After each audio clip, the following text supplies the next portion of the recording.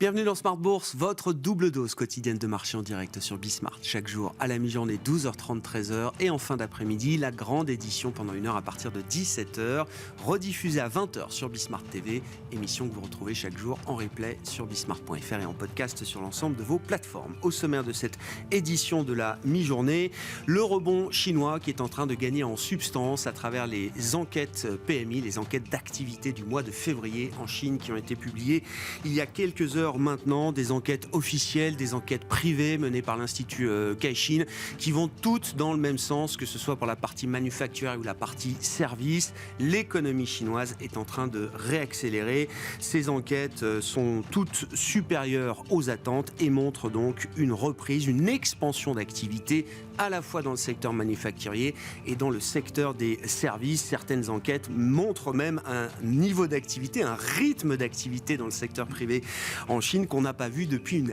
dizaine d'années maintenant. On a vu une belle réaction des marchés chinois ce matin, des marchés chinois qui s'étaient un peu dégonflés quand même ces dernières semaines. Réaction positive donc notamment à Hong Kong avec un bond de 4% pour l'indice Hang Seng, et la traduction en Europe à mi-séance avec des indices européens qui restent soutenus par cette dynamique de réouverture chinoise. J'en veux pour preuve le secteur du luxe à Paris notamment, ou encore le secteur des ressources de base en Europe qui tire les indices à nouveau à la hausse, des indices qui restent proches de leur sommet historique ou de leur sommet récent qui ont été atteints au cours du mois de février. Le CAC 40 se maintient ainsi au-delà des 7300 points en progression de 0,7% à mi-séance, alors que nous aurons des chiffres importants d'inflation pour différents pays de la zone euro et pour l'Allemagne. Cet après-midi, nous avons eu les premières estimations d'inflation pour les différents Länder allemands. Le chiffre fédéral sera publié à 14h tout à l'heure. On attend le marché, le consensus des économistes table sur un très très léger repli. On peut considérer que le processus de désinflation en Europe n'en est qu'à ses débuts, contrairement au processus de désinflation qu'on observe déjà depuis plusieurs mois aux États-Unis. Le chiffre global de l'inflation en Allemagne sur un an est attendu autour de 9% pour le mois de février. Nous aurons le chiffre de la zone euro demain pour le même mois de février. Dans ce contexte, état des lieux des marchés avec nos invités dans un instant, à commencer par le contrôle technique mensuel de Romain Daubry qui est avec nous en plateau pendant cette demi-heure.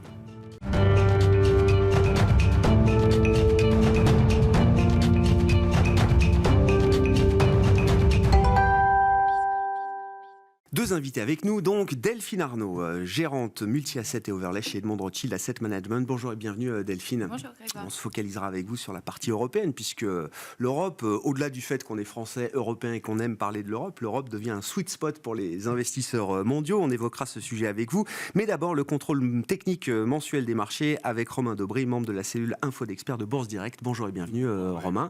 Le mois de février a été clôturé. C'est un mois à nouveau positif pour les indices actions en Europe, contrairement au reste du monde, il faut le noter. Et donc l'objectif, c'est celui de la consolidation. La consolidation qui semble tellement laborieuse à se mettre en place, à commencer par nos indices forts, actions européens, Romain. Pourquoi est-ce que le processus est aussi compliqué? Et est-ce que c'est juste une question de temps, finalement, avant de voir se mettre en place un retracement digne de ce nom que tout le monde estime légitime après le run d'anthologie qu'on a connu en Europe, encore une fois? Oui, je crois que c'est effectivement une question de temps. C'est ce qu'on espère, en tout cas. Nous aussi. Je crois que c'est la consolidation la plus attendue du marché. Je ne connais pas beaucoup d'opérateurs qui n'attendent pas de repli. C'est toujours un signe de force pour le marché, ça, du côté comportemental. On va le voir graphiquement, effectivement, des signaux de faiblesse. On l'avait évoqué au moment de l'échéance des marchés dérivés. Souvent un point de virage technique. Et ça s'est matérialisé parfaitement, précisément. On est allé le vendredi former un plus haut et le jeudi, former un plus haut précédant l'échéance, donc le 16 février. Et puis le vendredi, des signaux de faiblesse. Et depuis, on n'arrive pas à former de nouveaux plus hauts sur les indices européens. Je ne parle pas des indices américains qui, eux, sont en consolidation depuis début février déjà, qui ont corrigé de 7-8% pour le S&P et le Nasdaq. Donc la consolidation est plus marquée. On arrive sur des niveaux de retracement importants d'ailleurs. En Europe, c'est toujours très fort. Le Stoxx 600, l'indice le plus large européen, plus 1,74 sur le mois. L'Eurostoxx 1,80, le CAC 40, 2,62 de hausse. Le MIB, qui était l'indice fort, 30 de hausse. Il atteint des cibles graphiques qu'on avait évoquées aussi.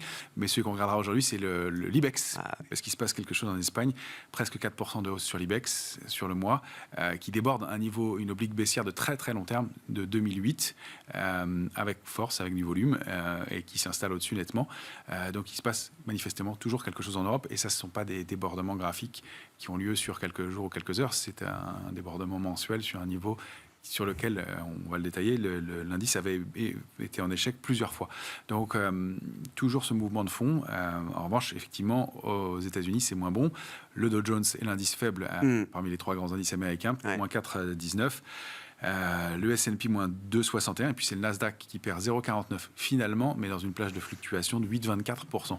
Donc, une invalidation et une bougie mensuelle sur l'indice Nasdaq qui, il faut le dire, est moche, puisqu'on a tenté de former un point haut et on clôture au plus bas. Un petit peu sur les plus bas. Ouais. En haut de marché, ce serait un très mauvais signal. Là, c'est un peu moins à prendre en compte, un peu moins prendre en compte compte tenu du niveau actuel. On défend toujours des niveaux techniques importants. Ce qu'on peut dire aussi, c'est qu'effectivement, est-ce qu'on pressentait que le Nasdaq ne sera peut-être plus l'indice star des mois ou des années qui viennent. Il se joue quelque chose de ce côté-là et peut-être qu'on regarde autre chose. Je le dis en plaisantant, mais c'est pas peut-être. On regarde clairement autre chose puisque c'est la value qui domine. Oui. Paye très, non, mais on plaisante pas avec ça. Romain. Non. Moi, j'attends le 16 mars prochain pour marquer les 3 ans du point bas de mars 2020, qui était le point bas de la crise pandémique. Le CAC était tombé à 3006, je crois. Et donc, je mets mon petit calcul à jour en permanence et j'attends ce 16 mars pour bien valider que depuis le point bas de mars 2020, le CAC 40, hors dividende, met 20 points dans la vue au Nasdaq. Sur 3 ans. Sur 3 ans. Bon. Donc on rigole pas avec ça. Non, c'est pas du tout. C'est très sérieux. Si on prend la partie technique, Romain, commençons effectivement par la partie américaine, qui est déjà dans une phase de consolidation plus avancée. On verra ce qu'il en est de l'Europe par la suite, avec l'indice large S&P 500. Bien sûr, quel est l'état des lieux technique là à l'issue du mois de février et au démarrage de ce mois de mars? Une consolidation un peu appuyée, avec un échec contre des niveaux importants que vous avez sous les yeux, entre deux gaps qu'on avait évoqués, le gap du 13 juin et le gap du 22 août, deux gaps hebdomadaires, donc qui ont des significations graphiques importantes. Quand on est bloqué entre ces deux niveaux-là depuis donc le mois d'août, on est passé un peu en dessous en septembre, mais on est bloqué entre ces deux niveaux, échec contre ce niveau-là, et on s'approche du gap de juin, donc au niveau de 3956 points sur le S&P.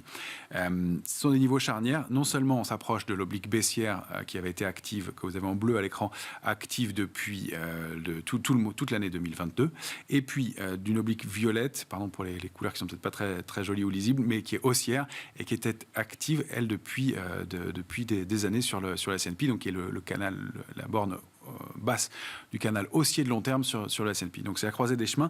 Les obliques ne sont pas toujours très pratiques à travailler, mais il se trouve qu'elles sont bien identifiées par les marchés. Donc on arrive à 2 ou 3% de ces niveaux-là, et il ne faudrait pas les rompre. Donc on a encore un peu de consolidation possible. Mais ce sont des niveaux qui, pour un investisseur de moyen ou long terme, sont des points d'entrée à observer de toute façon. Donc, qu'il y ait des réactions sur ces niveaux-là, c'est probable. Qu'elles soient pérennes, on va le voir. Globalement, on voit que sur le mois, on a baissé, mais avec un peu moins de volume que sur le mois précédent, donc qui était haussier. On a un signal donc plutôt fort et des niveaux qui sont des points d'entrée. Du côté des marchés dérivés, on a un peu de pression baissière, que ce soit sur l'Eurostoxx, le S&P ou le CAC 40. C'est un petit peu, c'est pas beaucoup. Moi, j'y vois le signal d'une spéculation qui a trouvé des points d'entrée pour travailler un petit peu à la baisse. Et en revanche, on voit des rebonds tonitruants liés à, on l'a souvent évoqué, des opérateurs institutionnels et des grosses mains du marché qui ont été sous-investis, voire short dans cette période-là, et de l'intérêt qu'on notait inférieur à la moyenne. Donc, sur les marchés dérivés sur le futur, on avait moins de contrats futurs ouverts et globalement, au fur et à mesure de la hausse, on en voyait peu se construire parce que acheteurs et vendeurs se neutralisaient. Là, ça commence à s'ouvrir et l'intérêt augmente depuis l'échéance du mois de mars, quel que soit le sens, même si le solde est un tout petit peu à la main des vendeurs. Donc j'y vois un peu de spéculation baissière face à la construction d'intérêt acheteurs aussi.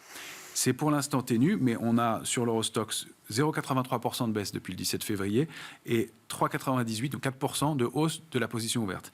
Sur le CAC, moins 0,68, 5,76 de hausse de la position ouverte et sur le S&P 2,68 et un peu plus de 2% de hausse de la position ouverte. Donc il y a un intérêt qui se construit dans la baisse, mais quel que soit le sens du marché, il y en a. Donc j'y vois de la construction dans les deux sens, un peu de spéculation, un peu d'ouverture d'intérêt sur des mains qui, apparemment, auraient manqué un mouvement important. Il y a aussi un niveau de couverture toujours très important, notamment sur les indices actions, sur les actions américaines, qui indique toujours que les opérateurs sont protégés. Et sur le CAC, entre 6008 et 7003, on a beaucoup d'options de vente. En revanche, quand on regarde la décomposition et la structure des marchés des options, on n'a pas d'options au-delà de 7300 points, d'options de vente au-delà de 7300 points, comme si on n'envisageait pas de déborder ce niveau-là dans l'immédiat. Comprends.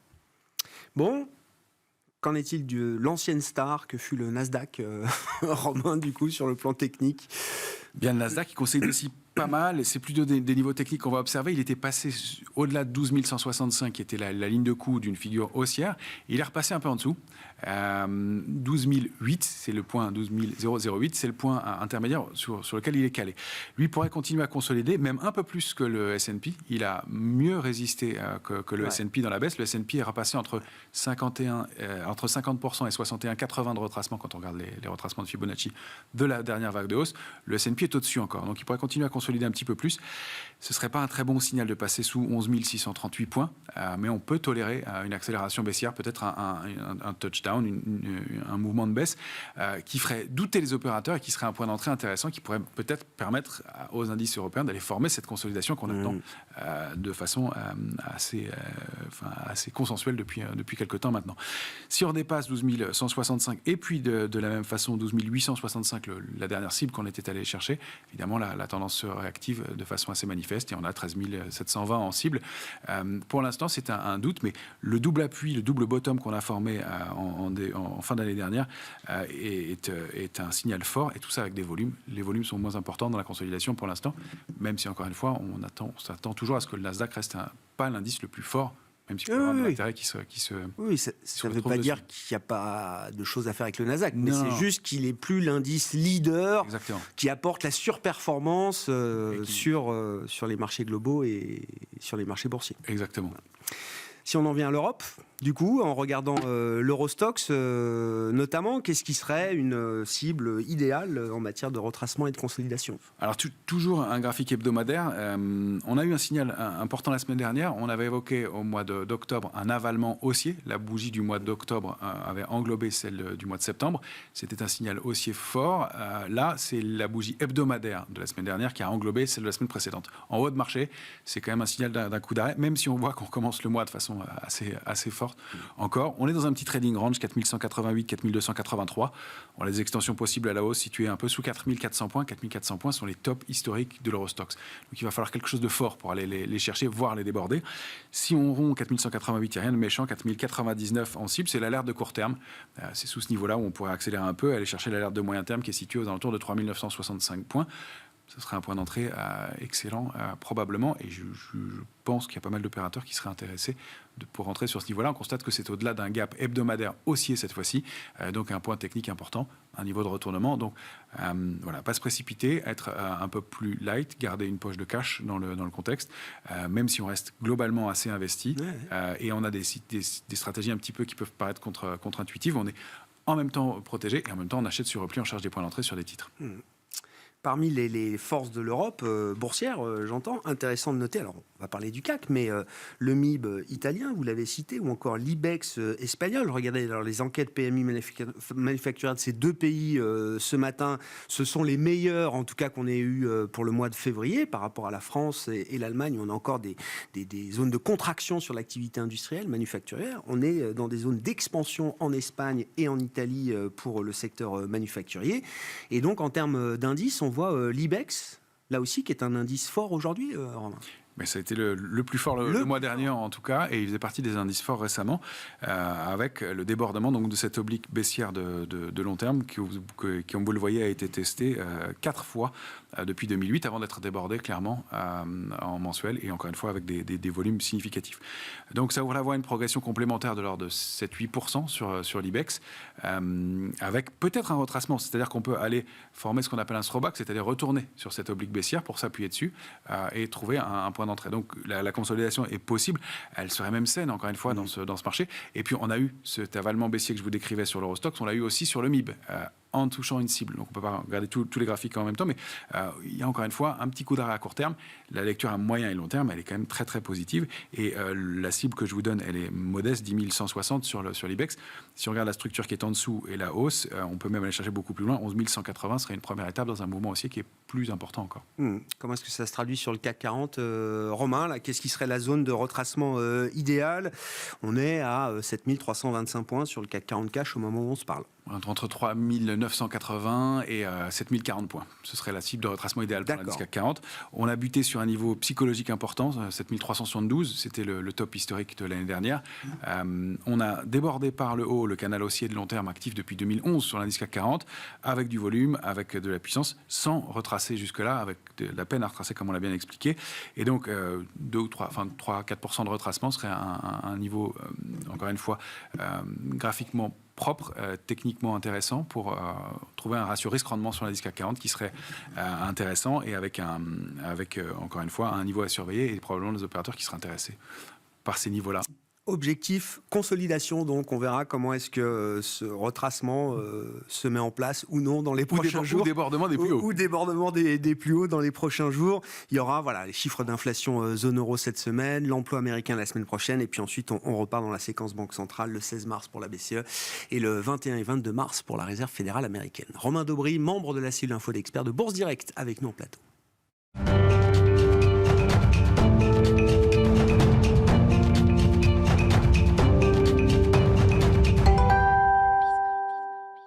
On continue de parler notamment des marchés actions en Europe avec Delphine Arnaud, je le rappelle, gérante multi-asset et overlay chez Edmond Rothschild Asset Management. Bonjour et bienvenue Delphine.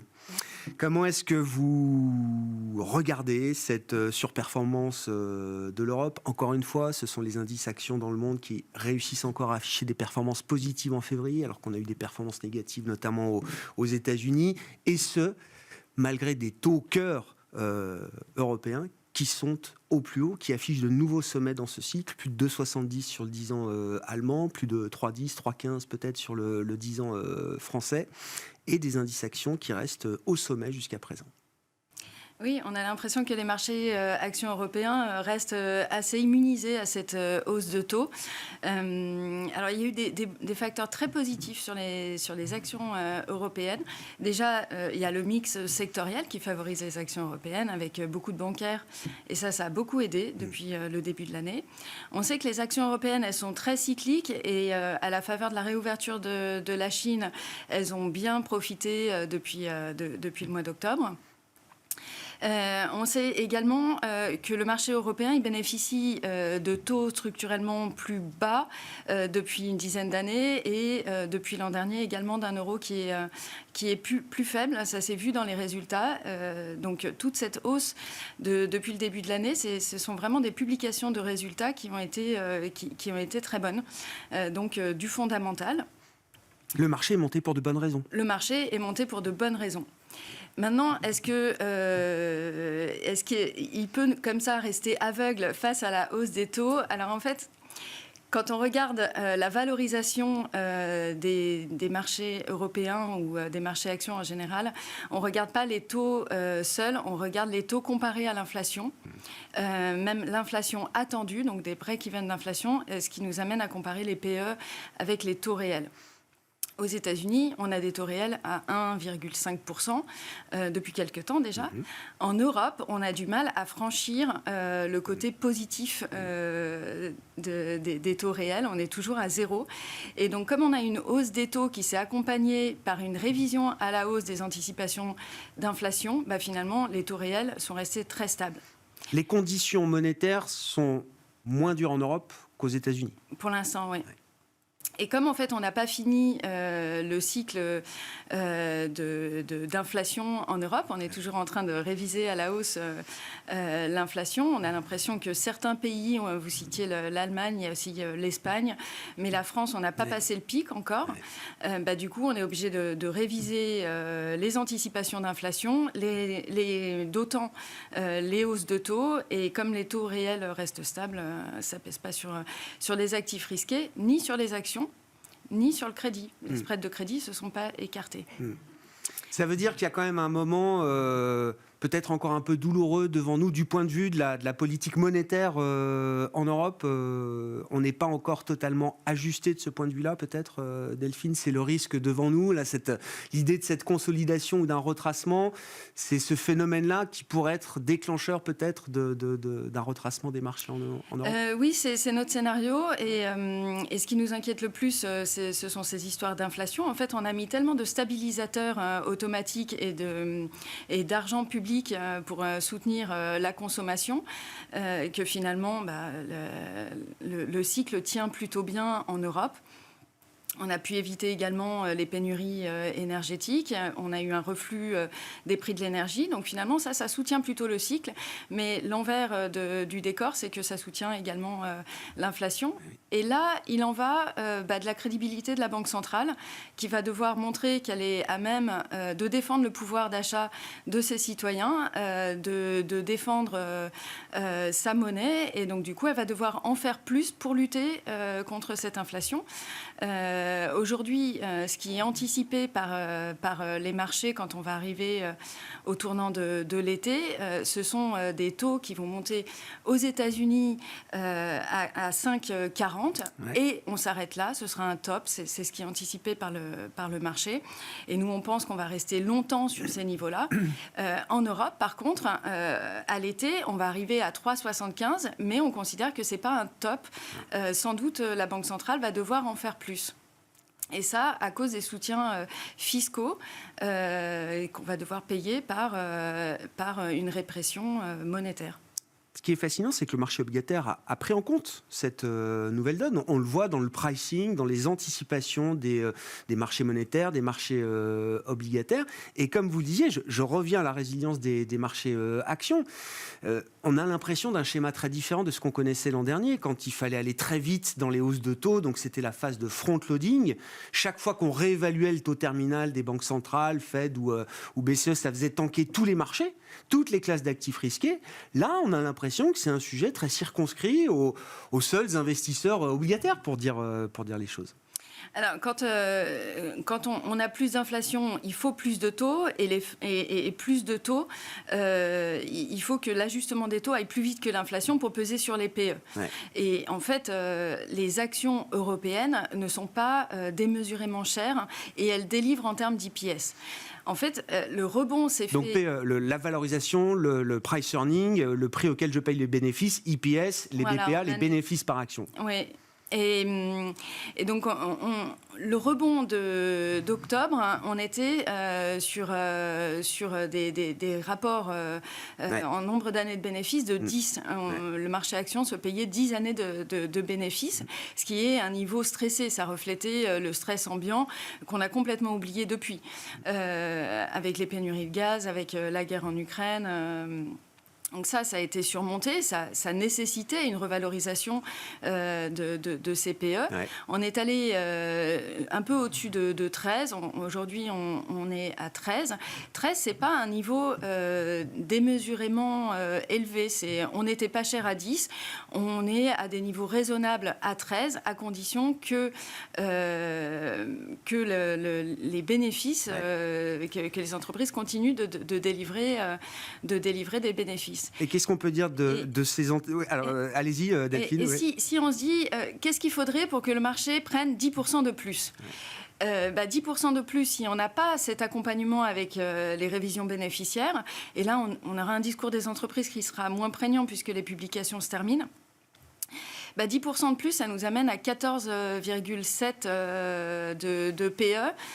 Une autre façon de voir cette chose-là, c'est que ça veut dire qu'il y a un rendement des actions qui est un peu en dessous de 7%. Est-ce que je vais aller acheter des actions à 7% alors que j'ai mon taux monétaire à 3,75 sans risque. Je peux aller chercher du crédit investment grade également, qui m'apporte un surcroît par rapport à ce taux sans risque. Nous, voilà, on n'anticipe pas plus de hausse que ça. Oui, il y a la valorisation absolue des marchés actions, mais qu'il faut rapporter aussi également à la rémunération qui est offerte, par exemple, sur des marchés sans risque monétaire ou obligataire. Et de ce point de vue-là, vous dites, on peut approcher d'un moment où la prime d'attractivité des actions sera pas forcément intéressante par rapport à ce qu'on peut trouver sans prendre le risque action. Oui, on va arriver à l'été avec des taux monétaires à 3,75.